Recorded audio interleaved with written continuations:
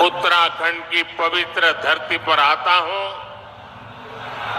खुद को बहुत धन्य महसूस करता हूं और इसीलिए ही मेरे दिल की गहराई से एक बात निकली थी और मैंने एक बार यहां कहा भी था,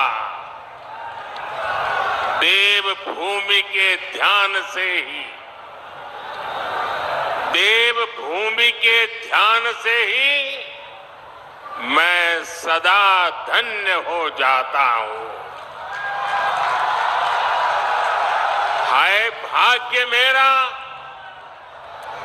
हाय भाग्य मेरा, सौभाग्य मेरा, मैं तुमको शीश नवाता हूं।